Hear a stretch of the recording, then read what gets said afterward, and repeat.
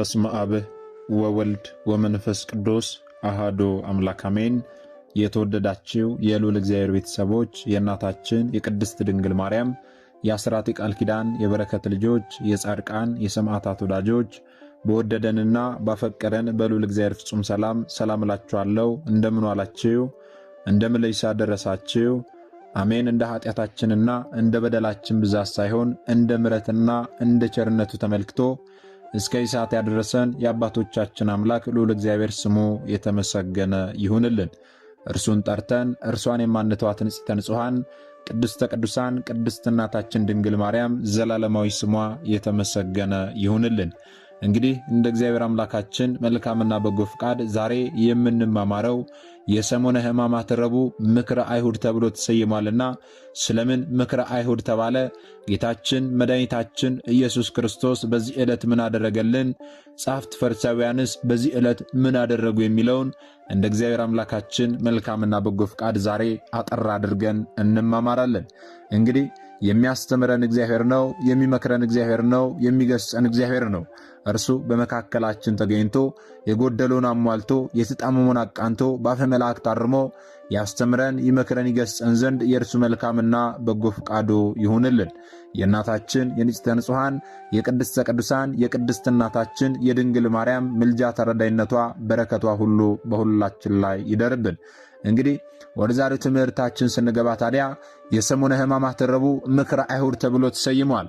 በዚህ ዕለት ጌታችን መድኃኒታችን ኢየሱስ ክርስቶስ ምን አደረገልን?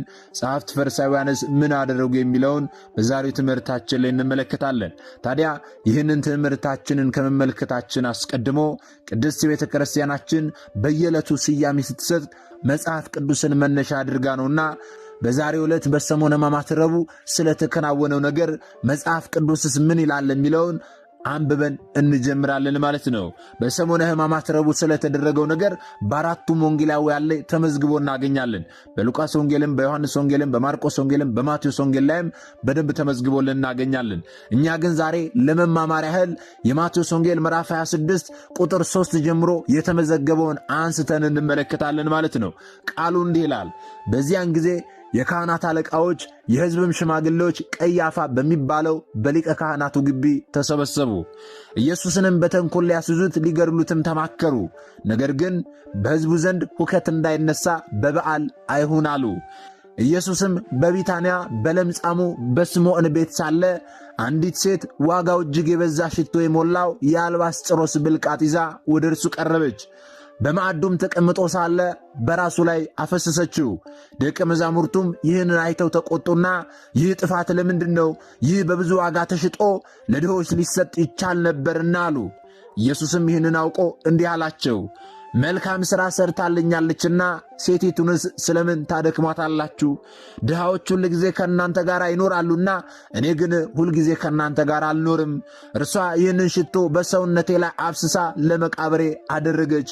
እውነት እላችኋለሁ ይህ ወንጌል በዓለሙ ሁሉ በማናቸውም ስፍራ በሚሰበክበት እርሷ ያደረገችው ደግሞ ለእርሷ መታሰቢያ እንዲሆን ይነገራል። በዚያን ጊዜ የአስቆሮቱ ይሁዳ የሚባለው ከ12ቱ አንዱ ወደ ካህናት አለቃዎች ሄዶ ምን ልትሰጡኝ ትወዳላችሁ? እኔም አሳልፌ እሰጣችኋለሁ። እነርሱም 30 ብር መዘኑለት። ከዚያችም ሰዓት ጀምሮ አሳልፎ ሊሰጠው ምቹ ጊዜ ይሻ ነበረ ይላል። ልብ በሉ ወገኖቼ፣ ቅድስት ቤተ ክርስቲያናችን አሁን የነበብነውን የመጽሐፍ ቅዱስን ቃል መነሻ አድርጋ ሰሙነ ሕማማት ረቡዕን ምክረ አይሁድ ብላ ሰይማልናለች።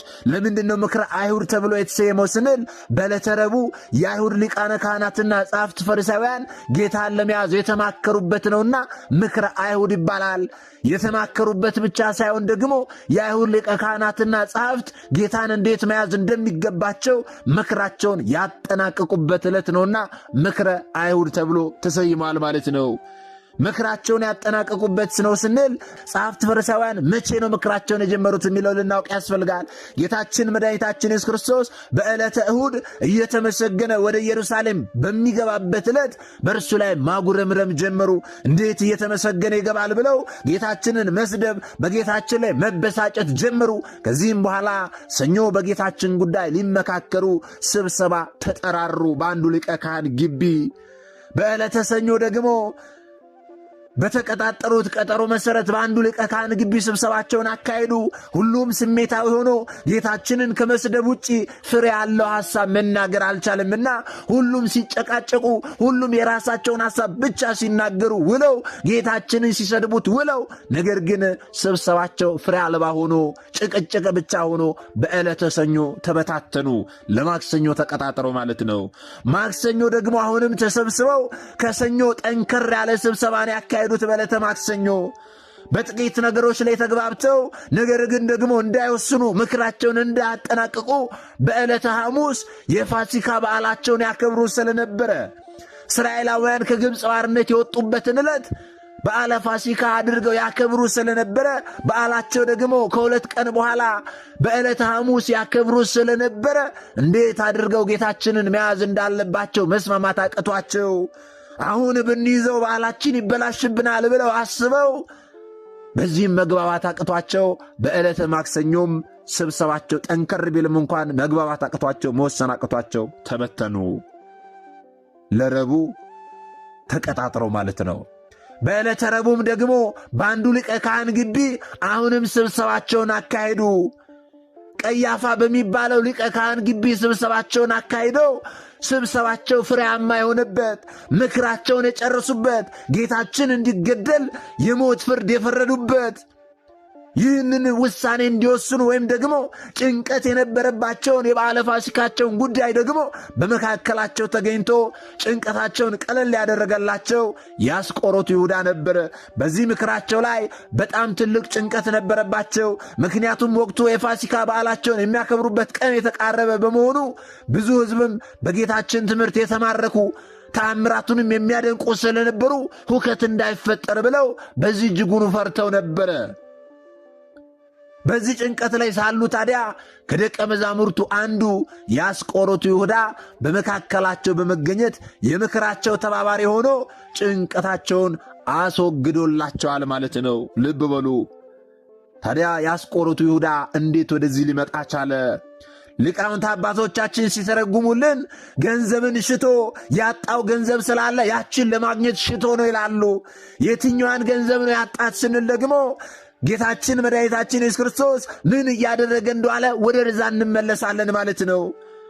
ጌታችን በዚህ ዕለት በሰሞነ ሕማማት ረቡዕ ምን ሲያደርጉ አለ ስንል በስምዖን ዘለምጽ ቤት በቢታንያ ነበረ ማለት ነው። አስተውሉ። በቢታንያ በለምጻሙ በስምዖን ቤት ነበረ። በለምጻሙ በስምዖን ቤትም ሳለ ታዲያ አንዲት ሴት ዋጋው እጅግ የበዛ ሽቶ የሞላው የአልባስጥሮስ ብልቃጥ ይዛ ወደ እርሱ ቀርባ በማዕድም ተቀምጦ ሳለ በእርሱ ላይ አፈሰሰችበት። ወገኖች ያስተውሉ። ያቺ ዕድሜ ዘመኗን ሙሉ በኀጢአት ወድቃ የነበረችው በዝሙት ትተዳደር የነበረችው መልከ መልካም ውብ የሆነችው ብዙዎችን ስታስት የነበረችው ማርያምን ተፍረት ወይም ደግሞ ባለሽቷ ማርያም የተባለችው ይቺ ሴት ዕድሜ ዘመኗን ሙሉ በኀጢአት ተጨማልቃ የነበረችው ይቺ ሴት ወደ ጌታችን መጣች።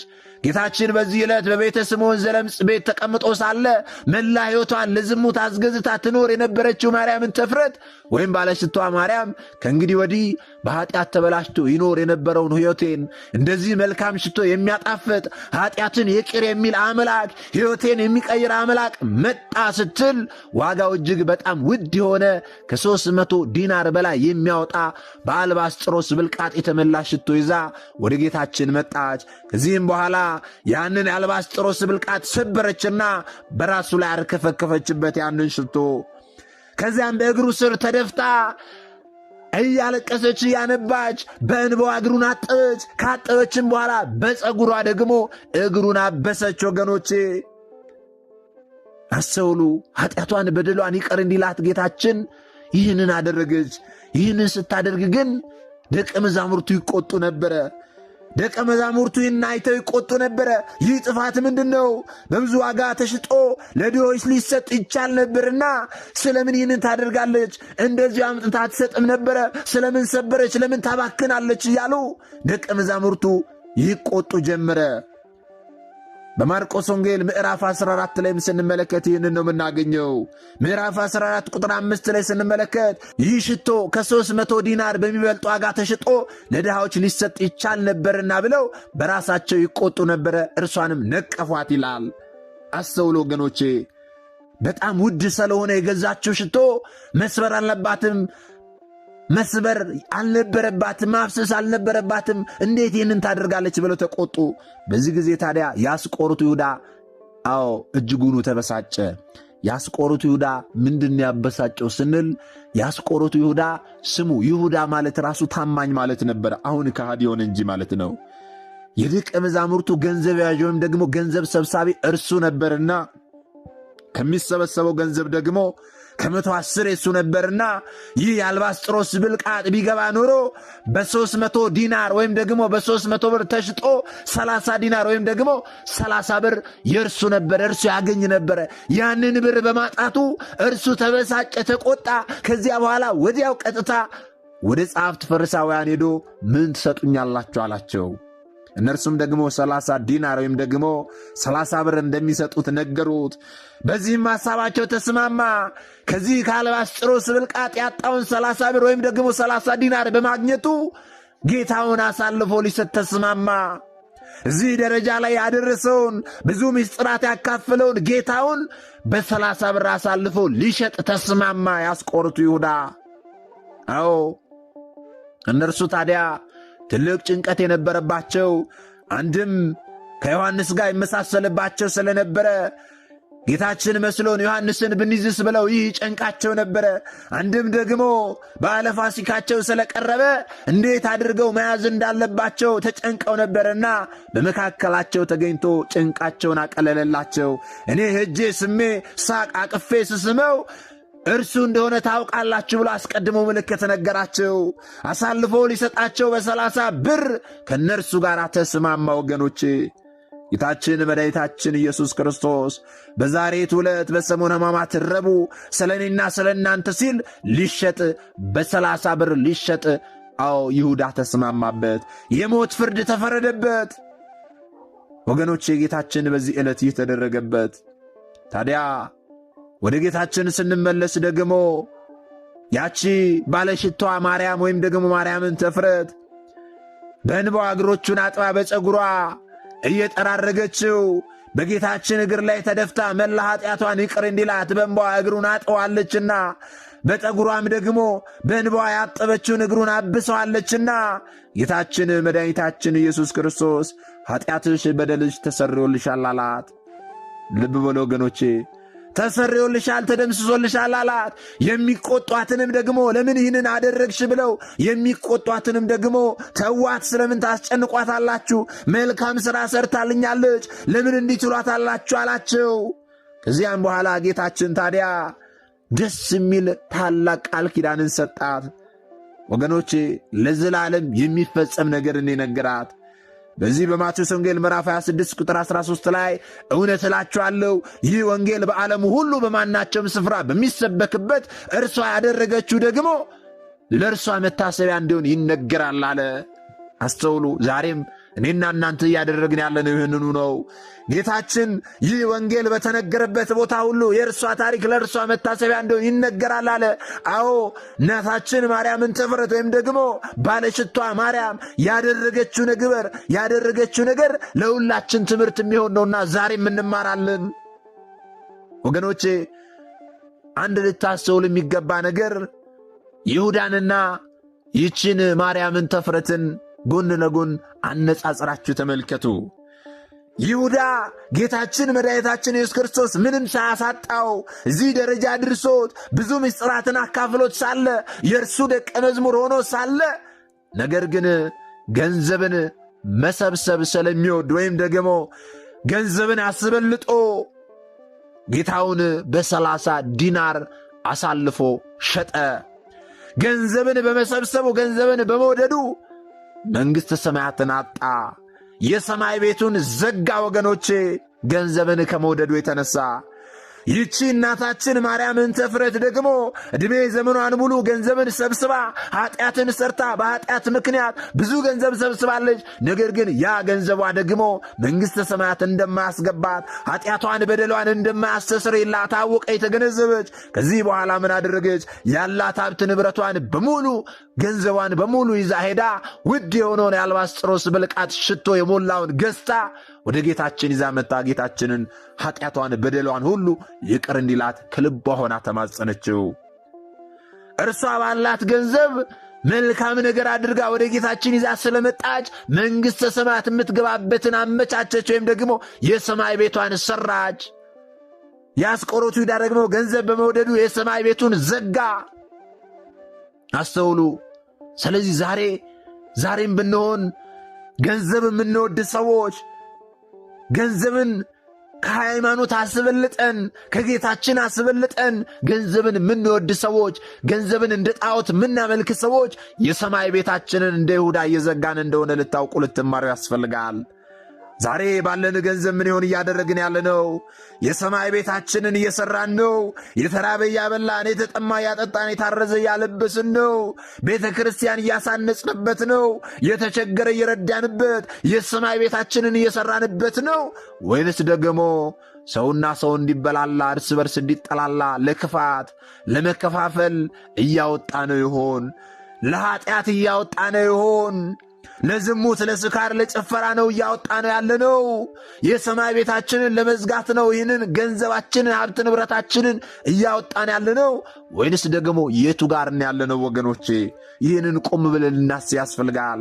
ይህቺ እናታችን ማርያም እንተ ፍረት ከልቧ ሆና ተጸጽታ ወደ ጌታችን ስለመጣች ምንም እንኳን የቀደመ ኃጢአቷ በጌታ ፊት የማያቆማት ቢሆን እንኳን በጌታ ፊት በሰው ፊት የማያቆም ነበረ። የእርሷ ኃጢአት ብዙዎችን በዝሙት ስትጥል የነበረች በዝሙት ሕይወት ውስጥ የነበረች ሴት ነበረች። ይህ ኃጢአቷ ታዲያ አይደለም በጌታ ፊት በሰው ፊት የማያቆማት ነበረ። ነገር ግን ከልቧ ሆና ጌታ ይቅር ይለኛል ብላ አምና ኃጢአቷን በደሏን አምና ብትጸጸትና የለቅሶ እንባ ብታነባ ከልቧ ሆና ብትመለስ ጌታችን ታዲያ ምሕረቱ የበዛ መዓቱ የራቀ አምላክ ስለሆነ የእኛን መመለስ እንጂ የእኛን መጥፋት የማይሻው አምላካችን እጁን ዘርግቶ ተቀበላት። ኃጢአትሽ ተሰርዮልሻል አላት። ይህ ወንጌል ለዓለም ሁሉ በሚሰበክበት ቦታ ሁሉ ለእርሷ መታሰቢያ እንዲሆን የእርሷ ያደረገችው ነገር ሁሉ ይነገራል አለ።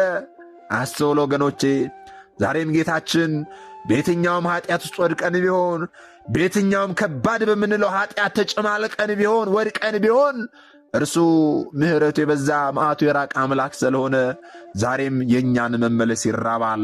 የእኛን መመለስ ተጠምቷል። እኛ እንድንመለስ ይፈልጋል ወገኖቼ።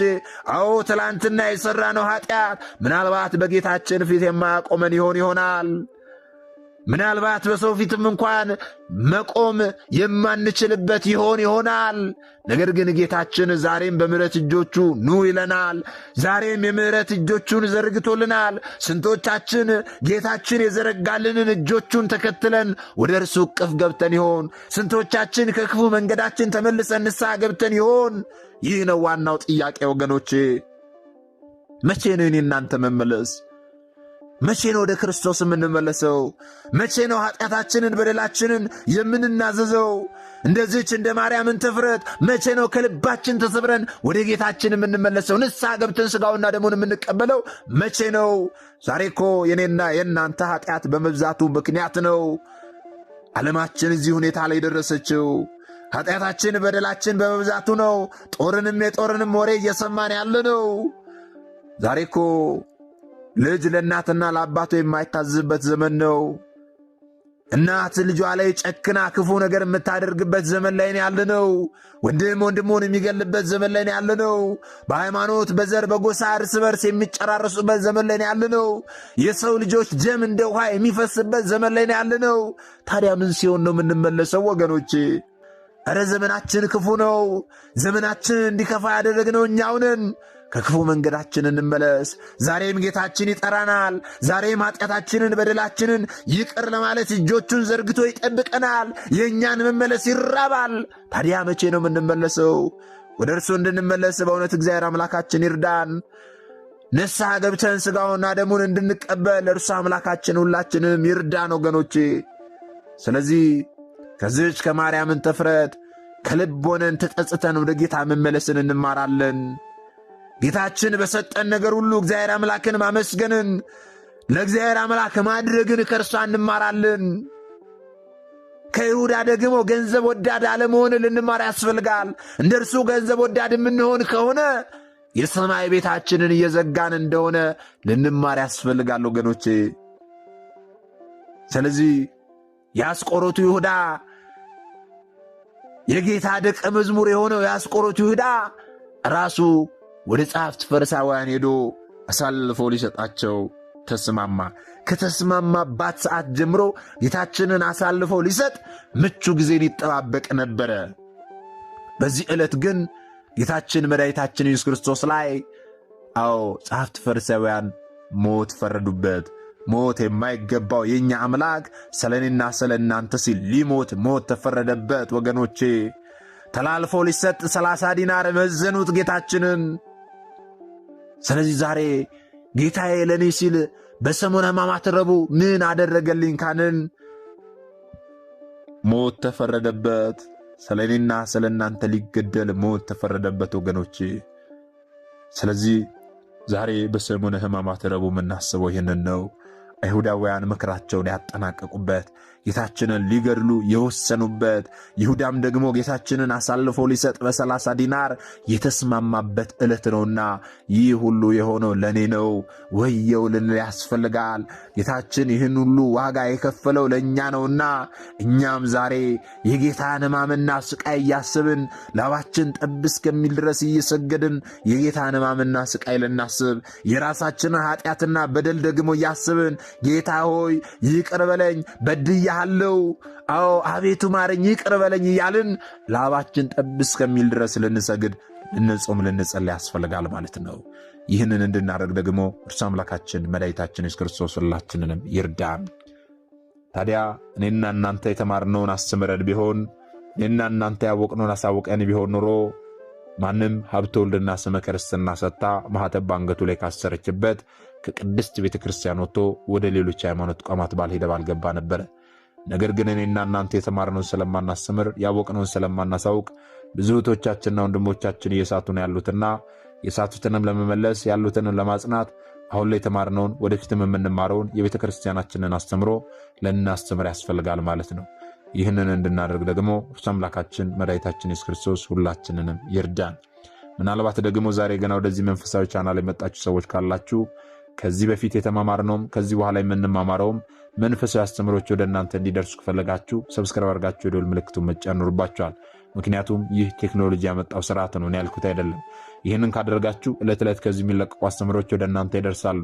ይህንን ካላደረጋችሁ ደግሞ ዛሬ እንዳጋጣሚ ይህንን አስተምሮ ሰምታችሁ ሊሆን ይችላል፣ በቀጣይ ከዚህ የሚለቀቁ አስተምሮች ወደ እናንተ አይደርሱም ማለት ነው። ስለዚህ ወደ እናንተ እንዲደርሱ ከፈለጋችሁ ሰብስክራይብ አድርጋችሁ የደወል ምልክቱን መጫን ይኖርባችኋል ማለት ነው። እግዚአብሔር አምላካችን እስካሁን ሰዓት ጠብቆ ያስተማረን የመከረን የገሰጸን የአባቶቻችን አምላክ ልዑል እግዚአብሔር ስሙ የተመሰገነ ይሁንልን። ወስብሐት ለእግዚአብሔር ወለወላዲቱ ድንግል ወለመስቀሉ ክቡር። ይቆየን።